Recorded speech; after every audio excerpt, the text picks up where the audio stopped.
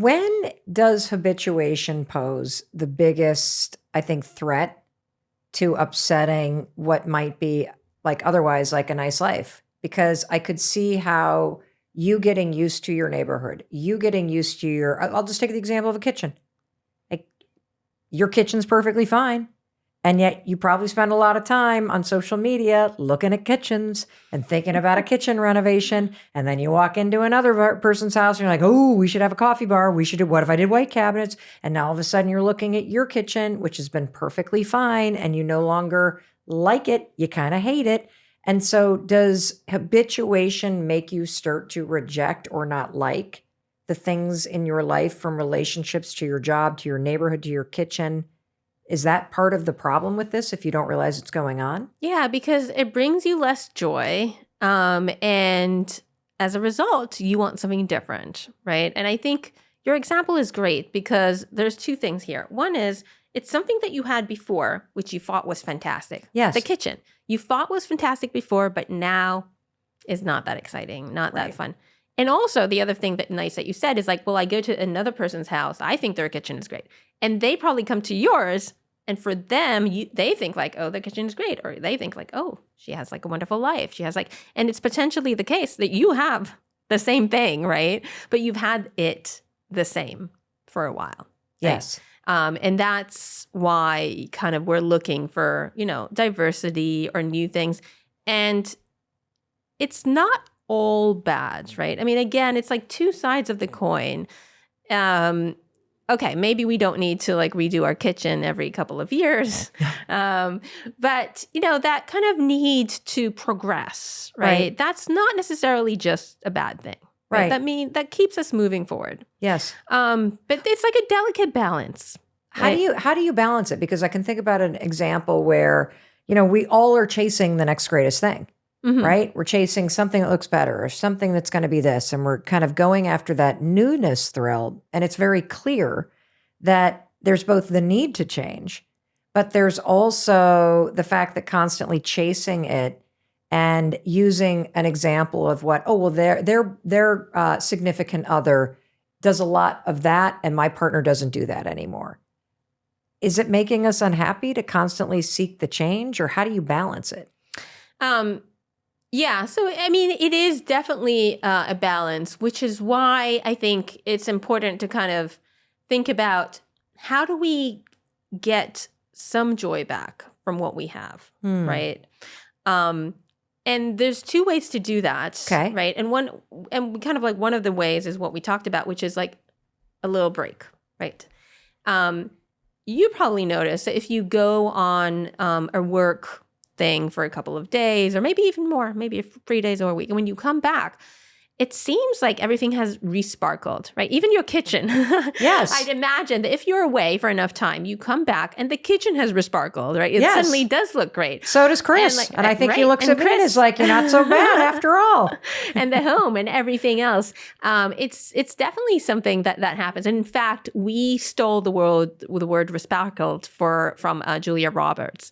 So she has a quote where she says that her normal day is like she gets up, she takes the kids to school, she comes back, she maybe goes on a bike ride, maybe with her husband, she has lunch, then it's time to pick them up and take them to their after school activities. And she says, well, if I'd done that every day, for months and months and months, it would just be boring. But I don't, because I go away, to film or whatever she does. And then she comes back and then it has resparkled, right? Yes. Resparkling everything. Yes. Seems like, she says, it seems like there's pixie dust on it. Yes. And you can say, well, Julia Roberts is not the average human being, right? Correct. She's quite a privileged person, but I think she's talking here about something that we can relate to, which is if you take a little break and you come back, then your life looks a little bit different, right? You dishabituate to some degree. Maybe it doesn't last very long, but you can see things a little bit differently. Do you have recommendations? More realistic. Do you have recommendations for how a person who's not leaving to go film a movie could do that if they're in a job that they go to all the time and they are in just this cycle of same person, same job, same, neighborhood, same group of friends? How do you use this research to resparkle some pixie dust on your life? Right. So two things. First is you could probably take a break. Okay. To most people, they could still take a little break. You could still go away for a few days and come back. Now, let's say you can't do that. Laurie Santos, who is a professor at Yale, suggests closing your eyes and imagining your life without these things, right? Imagine your life without that wonderful kitchen. Imagine your life without the partner, without the job that you have, right? And then when you open your eyes again, well, things kind of resparkle a little bit, right? So That's true. That's like a good little kind of exercise to do. I actually like that because I think the instinct is, instead of closing your eyes and imagining your life without the person you're complaining about or without the kitchen that you have that is great and works fine, and without, the neighborhood you live in, Mm-hmm.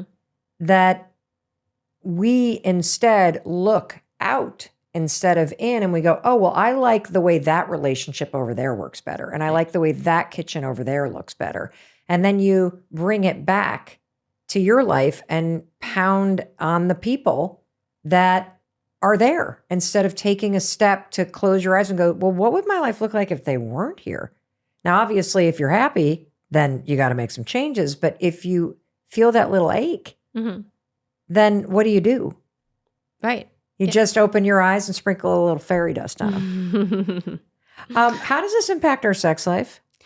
So again, if we go back to Esther Perel's research, right? Her recommendations is breaks or novelty, right? A lot of us are already taking breaks, so that's not putting working. yourself.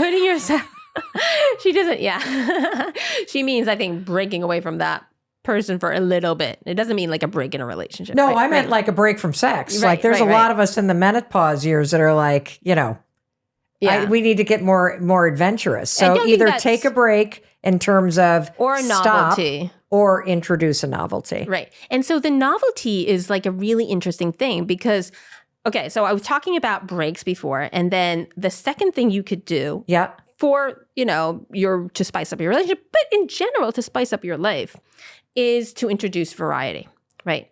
So diversify. And I don't know that, she necessarily is giving examples just about, what's happening in the bedroom while you're in the bedroom, because I think her point is that if you do things in a way that's different outside, so once in a while when she said, oh, you see your partner on the stage or you see them doing something that you've never seen them before, what her research suggests is that enhances attraction, right?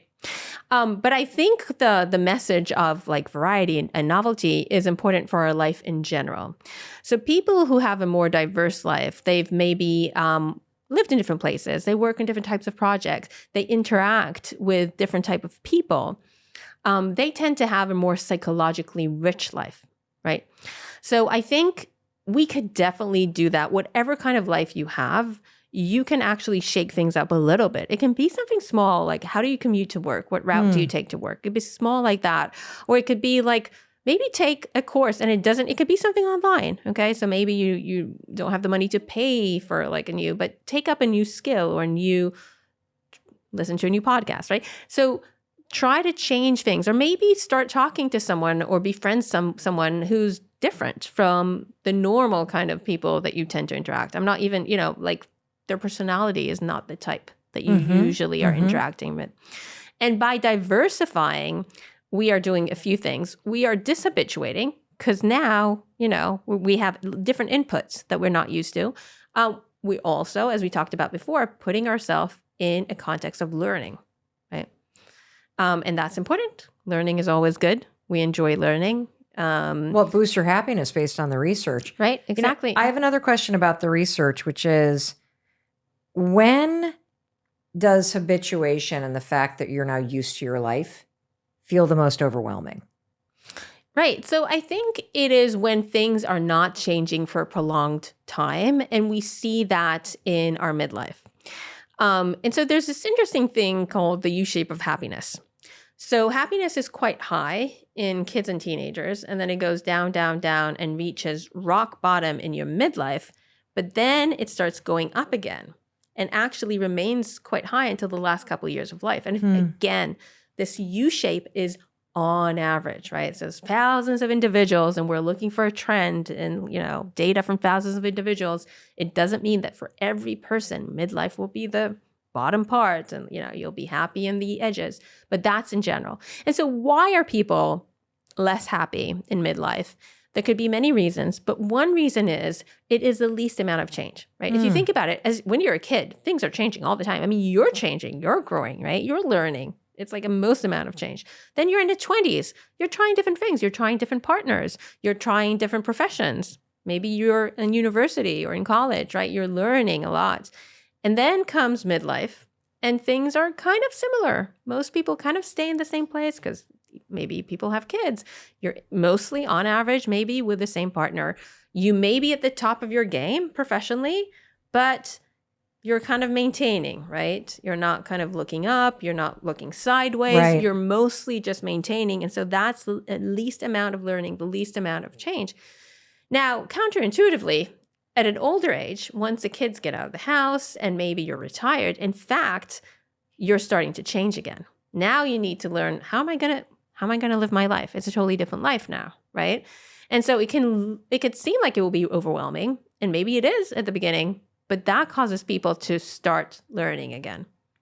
That is so cool. You literally just explained the midlife crisis and the journey of happiness of the human beings through the lens of neuroscience and the fact that we assimilate to the experiences around us.